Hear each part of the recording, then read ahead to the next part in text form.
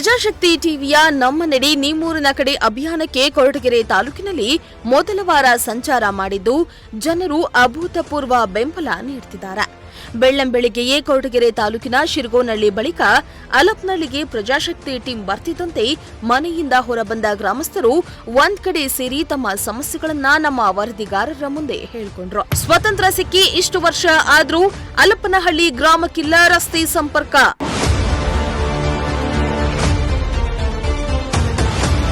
ನಮ್ಮ ಹತ್ತಿರ ಬಂದು ಸಮಸ್ಯೆ ಕೇಳೋರು ಯಾರೂ ಇಲ್ಲ ಎಂದ ಗ್ರಾಮಸ್ಥರು.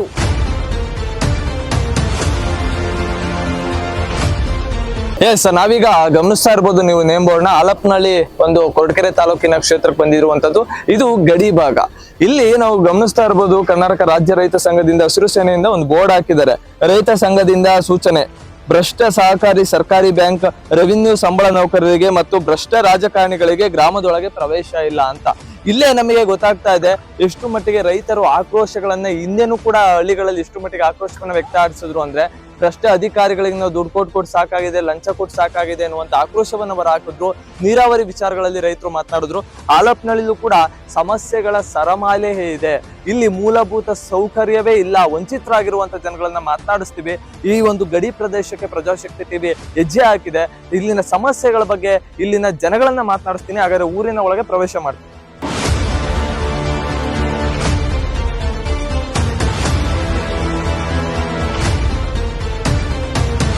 ಅಲಪ್ನಹಳ್ಳಿ ಕೊರಟಗೆರೆ ತಾಲೂಕಿಗೆ ಸೇರಲಿದೆ. ಹಲವು ಸಮಸ್ಯೆಗಳು ತಾಂಡವವಾಡ್ತಾ ಇದೆ. ಗ್ರಾಮದಲ್ಲಿ ಮುಖ್ಯವಾಗಿ ರಸ್ತೆ ಸಂಪರ್ಕ ಇಲ್ಲ. ಸುಮಾರು 75 ವರ್ಷದಿಂದ ಈ ಗ್ರಾಮದ ರಸ್ತೆ ಇದೇ ಸ್ಥಿತಿಯಲ್ಲಿದ್ದು ಈ ಗ್ರಾಮ ರಸ್ತೆ ಭಾಗ್ಯವನ್ನೇ ಕಂಡಿಲ್ಲ ಎಂದು ಗ್ರಾಮಸ್ಥರು ತಮ್ಮ ಅಳಲನ್ನ ತೋಡ್ಕೊಂಡ್ರು. ಬಸ್ನಲ್ಲಿ ಹೋಗ್ಬೇಕಂದ್ರೆ 3 ಕಿಲೋಮೀಟರ್ ನಡ್ಕೊಂಡು ಹೋಗ್ಬೇಕಾಗಿದೆ. ಇದರಿಂದ ಶಾಲಾ ಕಾಲೇಜಿಗೆ ಹೋಗಲು ಮಕ್ಕಳಿಗೆ ಸಮಸ್ಯೆ ಆಗ್ತಾ ಇದೆ. ಹಾಗೂ ಹುಷಾರಿಲ್ಲ ಅಂದ್ರೆ ಆಂಬ್ಯುಲೆನ್ಸ್ ಕೂಡ ಇಲ್ಲಿ ಬರೋದೇ ರೋಗಿಗಳಿಗೂ ಕಷ್ಟಪಡುವಂತಾಗಿದೆ ಎಂದು ಗ್ರಾಮಸ್ಥರು ಆಕ್ರೋಶ ವ್ಯಕ್ತಪಡಿಸಿದ್ರು. ನಾವಿವತ್ತು ಕೊರಟಗೆರೆ ತಾಲೂಕಿನಲ್ಲಿ ಸಂಚಾರ ಮಾಡ್ತಾ ಇರುವಂಥದ್ದು. ಕೊರಟಗೆರೆ ತಾಲೂಕಿನಲ್ಲಿ ಶಿರಗೋನಹಳ್ಳಿ, ನಂತರ ಲಂಕೇನಹಳ್ಳಿ, ಈ 2 ಗ್ರಾಮಗಳನ್ನ ಕೂಡ ಮುಗಿಸಿ ನಂತರ ಈಗ ಆಲಪ್ಪನಹಳ್ಳಿಗೆ ಬಂದು ತಲುಪಿದ್ದೀವಿ. ಆಲಪ್ಪನಹಳ್ಳಿಯಲ್ಲಿ ಯಾವ್ಯಾವ ಸಮಸ್ಯೆಗಳಿದಾವೆ ಇದೆಲ್ಲವನ್ನ ಕೂಡ ನಿಮ್ಮ ಮುಂದಿಡುವಂಥ ಪ್ರಯತ್ನವನ್ನು ಮಾಡ್ತೀವಿ. ಜೊತೆಗೆ ಗ್ರಾಮಸ್ಥರಿಂದಲೇ, ಸ್ಥಳೀಯರಿಂದಲೇ, ಇಲ್ಲಿನ ಪ್ರಜೆಗಳಿಂದಲೇ ಆ ಸಮಸ್ಯೆಯನ್ನು ಅಧಿಕಾರಿಗಳ ಮುಂದೆ ತಿಳಿದಿರುವಂಥ ಪ್ರಯತ್ನವನ್ನು ಮಾಡ್ತೀವಿ. ಸರ್, ಈಗ ನಮ್ಮ ಗ್ರಾಮದ ಪರವಾಗಿ ಹೇಳಬೇಕು ಅಂದರೆ, ಯಾವುದೇ ಒಂದು ಮಕ್ಕಳಿಗೆ ಸ್ಕೂಲ್ಗೆ ಹೋಗಬೇಕು ಅಂದರೆ ಒಂದು ರಸ್ತೆ ಸಂಪರ್ಕ ಕಡಿದಾಗಿದೆ ಸರ್. ರಸ್ತೆ ಸಂಪರ್ಕನೂ ಚೆನ್ನಾಗಿಲ್ಲ. ಪ್ಲಸ್ಸು ಇನ್ನೊಂದು ಆರೋಗ್ಯದ ಬಗ್ಗೆ ಏನಾದರೂ ಎಮರ್ಜೆನ್ಸಿ ಪ್ರಾಬ್ಲಮ್ ಬಂದಾಗ ಒಂದು ಆಂಬ್ಯುಲೆನ್ಸ್ ಸಹ ವೆಹಿಕಲ್ ಬರೋದಕ್ಕೂ ರಸ್ತೆ ಸುರಕ್ಷಿತವಾಗಿ ಇಲ್ದಿದ್ದಕ್ಕೆ ಅನಾನುಕೂಲ ಆಗಿದೆ ಹೊರತು ನಮ್ಗೆ ಯಾವುದೇ ಒಂದು ಅನುಕೂಲಗಳು ನಮ್ಮ ಗ್ರಾಮಕ್ಕೆ ಸಿಕ್ಕಿಲ್ಲ ಸರ್. ಚರಂಡಿ ಪ್ರಾಬ್ಲಮ್ಗಳಿದೆ, ಅನಾನುಕೂಲ ಆಗ್ತಾ ಇದೆ, ಸೊಳ್ಳೆಗಳ ಕಾಟ ಆಗ್ತಾ ಇದೆ, ಆರೋಗ್ಯದ ಅನಾರೋಗ್ಯ ಪ್ರಾಬ್ಲಮ್ ಖಂಡಿತವಾಗ್ಲೂ ಆಗ್ತಾ ಬರ್ತಾ ಇದೆ ಜನಗಳಿಗೆ. ಯಾಕೆಂದರೆ ಅಂಥ ಅನಾರೋಗ್ಯ ಕಂಡು ಬಂದಾಗ ಅದು ಕಾಪಾಡುವಂಥ ಶಕ್ತಿ ಒಂದು ವೆಹಿಕಲ್ ಸಹ ನಮಗೆ ಅನುಕೂಲತೆ ಇಲ್ಲ ಗ್ರಾಮಕ್ಕೆ. ಬಂದ್ಬಿಟ್ಟು ಎಂತ ಟೈಮಲ್ಲಿ ಕಾಲು ಬೇಕಾದ್ರೂ ಬಿದ್ಬಿಡ್ತಾರೆ. ಬಿದ್ಬಿಟ್ಟು ನಿಮ್ಗೆ ಓಟ್ ನಮ್ಗೆ ಬೇಕಾದ್ರೆ 500,000 ಅಲ್ಲ 10,000 20,000 ಕೊಟ್ಟು ಓಟ್ ಕೊಂಡ್ಕೊಂತಾರೆ. ಅದು ಬೇಜಾರು ಸರಿ ಆಗುತ್ತೆ ನಮ್ಗೆ. ಈಗ ಅರ್ಥ ಆಯ್ತಾ ನಿಮ್ಗೆ? ಪ್ರಜಾಪ್ರಭುತ್ವದಲ್ಲಿ ದುಡ್ಡು ನೀವು ಮನವರಿಕೆ ಮಾಡಬೇಕು ಅಂತ ಹೇಳ್ಬಿಟ್ಟು ನಾವು ಹುಡುಗರೆಲ್ಲ ಹೋಗಿದ್ವಿ, ಹುಡುಗಿರೆಲ್ಲ ಒಂದು ಟೀಮ್ ಮಾಡ್ಕೊಂಡು ಹೋಗಿದ್ರೆ ಪರಮೇಶ್ವರ್ ಅವರು ಒಂದ್ಕಿತ ಬಂದ್ಬಿಟ್ಟು ಅವ್ರ ಹತ್ರ ಕೇಳಿದ್ರೆ ನಮ್ಮ ಮಾಡಿಸ್ತೀವಿ ಅಂತ ಫೋನ್ ನಂಬರ್ ಕೂಡ ಕೊಟ್ಟು ಹೋಗಿದ್ರು. ಕಾಲ್ ಮಾಡಿದ್ರೆ ಆ ನಂಬರ್ ಸ್ವಿಚ್ ಆಫ್ ಬರುತ್ತೆ. ಎಷ್ಟು ದಿನ ಅಂತ ಔಟ್ ಸೈಡ್ ಹೋಗಿ ತಗೊಬಂದು ಕುಡಿತಾರೆ ಸರ್? ಹೇಳ್ರಿ, ಎಷ್ಟು ದಿನ ಅಂತ ಕುಡಿತಾರೆ? ಅವ್ರಿಗಾಗವರೆಗೂ ತಂದು ಕುಡಿತಾರೆ, ಬಿಟ್ಟೇ ಬಿಡ್ತಾರೆ ತಾನೆ ಒಂದಲ್ಲ ಒಂದಿನ. ನಮ್ಮ ಶಕ್ತಿ ಮೀರಿ ನಾವು ಮಾಡ್ತೀವಿ ಬಿಡಪ್ಪ. ಸುಮಾರು ಜನ ಬಡವರು ಸುಮಾರು 40-50 ವರ್ಷದಿಂದ ಸಾಗುವಳಿ ಮಾಡ್ಕೊಂಡು ಬಂದಿದ್ದು, ಅವರಿಗೆ 40-50 ವರ್ಷದಿಂದನೂ ಅರ್ಜಿ ಹಾಕೊಂಡು ಬಂದಿದ್ದಾರೆ. ಸಾಗುವಳಿ ಅರ್ಧ ಜನ ಕೊಟ್ಟಿದ್ದಾರೆ, ಸಾಗುವಳಿ ಕೊಡ್ತಿದ್ದವರು ಅಷ್ಟು ಜನ ಇದ್ದಾರೆ. ಖಾತೆ ಮಾಡ್ದಿರೋ ಪೆಂಡಿಂಗ್ ಇಕ್ಕಾರೆ. ಸುಮಾರು ಪ್ರಭಾವಿಗಳಿಗೆ ಮತ್ತು ಜಮೀನ್ದಾರಿಗೆ 40-50 ಎಕರೆ ಜಮೀನ್ದಾರಿರೋರಿಗೆ ಅವ್ರಿಗೆ ಸಾಗುವಳಿ ಕೊಟ್ಟಿದ್ದಾರೆ, ಅವ್ರಿಗೆ ಜಮೀನು ಮಂಜೂರು ಮಾಡಿಕೊಟ್ಟಿದ್ದಾರೆ. ಎಷ್ಟೋ ಜನ ನಿರ್ಗತಿ 1 ಕುಂಟೆ ಜಮೀನು ಇಲ್ದಿದ್ದರಿಗೆ ಪಾಪ ಅವ್ರು ಹೇಳ್ಬಾರ್ದು. ಅವರು ಕಷ್ಟ ಸುಖ ಏನು ಅಂದರೆ ಅವ್ರ ವಿಷಯ ಕೂಡ ಅಂಥ ಪರಿಸ್ಥಿತಿ ಬಂದೈತೆ. ಯಾಕೆಂದರೆ ಇವತ್ತು ಸರ್ಕಾರದಲ್ಲಿ ಏನಾದರೂ ಒಂದು 10 ಕುಂಟೆ ಜಮೀನಿಲ್ಲ ಅಂತಂದರೆ ಅವ್ರಿಗೇನಾದರೂ ಸರ್ಕಾರದಿಂದ ಏನಾದರೂ ಇದು ಬರಬೇಕು ಅಂದರೂ, ಒಂದು ಯಾವುದಾದ್ರೂ ಅನುದಾನ ಬರಬೇಕು ಅಂತಂದ್ರು ಏನೂ ಇಲ್ಲದೆ ರೈತರಿಗೆ ಏನೂ ಬರಲ್ಲ. ಅದರಿಂದ ಕೂಲಿ ಮಾಡೋದಕ್ಕೂ ಇಲ್ಲಿ ಹಳ್ಳಿ ಪ್ರದೇಶ ಆಗಿರೋದ್ರಿಂದ ಏನೋ ಒಂದು 3 ತಿಂಗಳು 4 ತಿಂಗಳು ಕೆಲಸ ಸಿಗ್ಬೋದಷ್ಟೇ.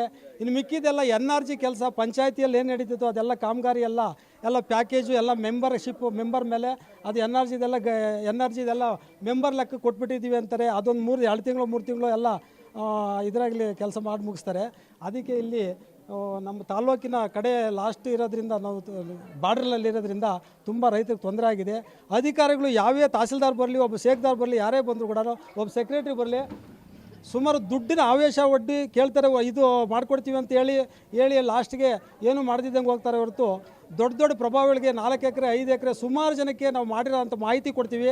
ನಿಮ್ಗೆ ಇವಾಗ ಏನು ನೀವು ಬೇಕಾದ್ರೆ ತಾಲೂಕು ಆಫೀಸ್ ಹತ್ರ ಬರ್ರಿ, ಅವ್ರು ಮಾಡಿಕೊಟ್ಟಿರೋ ಅಂಥ ಮಾಹಿತಿಗಳು ನಮ್ಮ ಇದ್ರ ಮುಖಾಂತರನೇ ನಾವೇನು ಪೇಪರ್ ಮುಖಾಂತರನೇ ಅವ್ರಿಗೆ ಆಗಿರೋ ಆಧಾರ ಮುಖಾಂತರ ನಾವು ಕೊಡ್ತೀವಿ. ಇವಾಗ ನಮ್ಮ ಜಮೀನು ಯಾವ ಇಂಗ್ಲಿಷ್ಕೊಂಡು 50-60 ವರ್ಷದಿಂದ ಮಾಡ್ಕೊಂಡು ತಿಂತಾ ಇದ್ದೀವಿ ಸರ್. ನಮ್ಗೇನು ಮಾಡ್ಕೊಟ್ಟಿವಿ, ನಮ್ಮ ಆಧಾರ ಕಾರ್ಡ್ ತಗೊಂಡೋಗಿ ಇಂಟ್ರಿಗೆ ಹಾಕಿರೋ ನಮ್ಗೇನು ನಿರ್ಗತಿಗೆ ಇಲ್ಲ ಸರ್.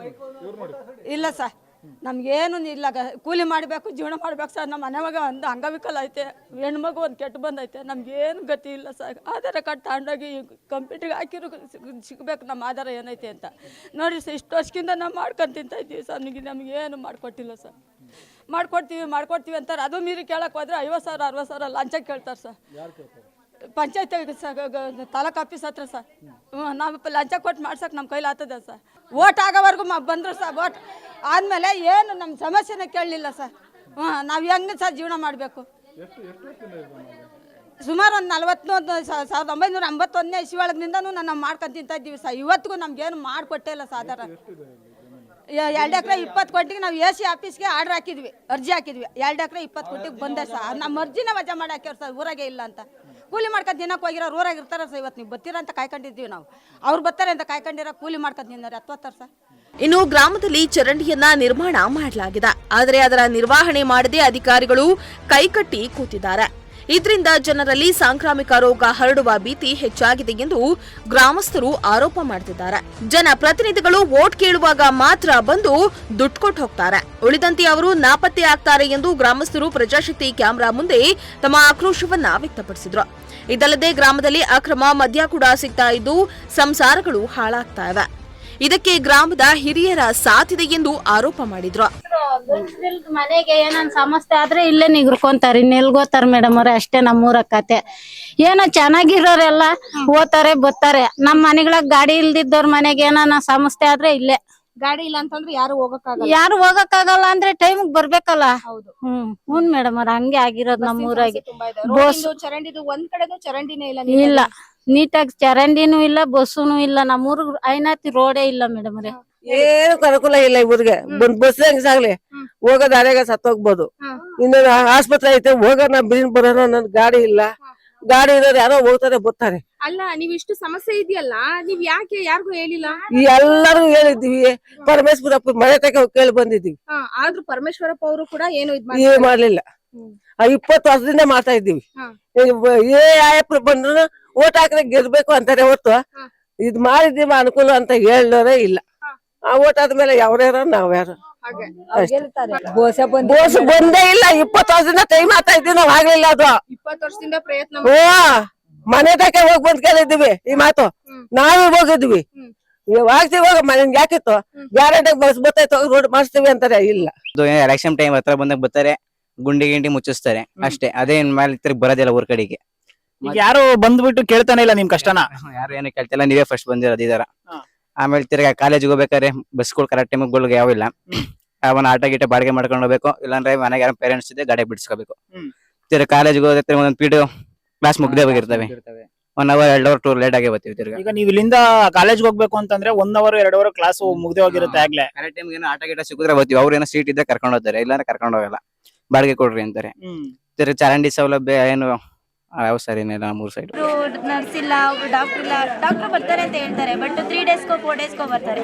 ಅಂತವ್ರಿಗೂ ಪೇಷಂಟ್ ಇರ್ತಾರ. 10 ವರ್ಷದಿಂದನೂ ಹೇಳ್ತಾನೆ ಇದಾರೆ, ಸರ್ ಈ ರೋಡ್ ಆಗುತ್ತೆ ಆಗುತ್ತೆ ಆಗುತ್ತೆ. ಒಂದಿನೂ ಆಗಿಲ್ಲ ಸರ್. ಬಸ್ ಯಾಕೆ ಬರಲ್ಲ ಅಂದ್ರೆ ರೋಡೇ ಸರಿ ಇಲ್ಲ, ಕಟ್ಟಾಗಲ್ಲ, ಬರಲ್ಲ ನಾವು ಅಂತ ಹೇಳ್ತಾರೆ. ಕೊರಟಗೆರೆಯ ಅಲಪ್ನಹಳ್ಳಿಯಲ್ಲಿ ಹಲವು ಸಮಸ್ಯೆಗಳಿದ್ದು ಅಧಿಕಾರಿಗಳು ಮಾತ್ರ ಕಣ್ಮುಚ್ಚಿ ಕುಳಿತಿದ್ದು ಪ್ರಜಾಶಕ್ತಿ ಅಭಿಯಾನದ ಮೂಲಕ ಕಣ್ತೆರೆಸುವ ಕೆಲಸ ಮಾಡ್ತಾ ಇದೆ. ಹೀಗಾಗಿ ನಮ್ಮ ಅಭಿಯಾನಕ್ಕೆ 100 ಮಂದಿ ಗ್ರಾಮಸ್ಥರು ಸಾಥ್ ಕೊಟ್ಟಿದ್ದು ಮಾತ್ರ ಸಂತಸದ ವಿಚಾರವಾಗಿದೆ. ಅಧಿಕಾರಿಗಳ ಕಣ್ತೆರೆಸುವ ಕೆಲಸವನ್ನ ಪ್ರಾಮಾಣಿಕವಾಗಿ ಮಾಡ್ತೇವೆ ಎಂದು ಪ್ರಜಾಶಕ್ತಿ ವಾಗ್ದಾನ ಮಾಡಿದೆ. Bureau report, Prajashakti TV, Tumakuru.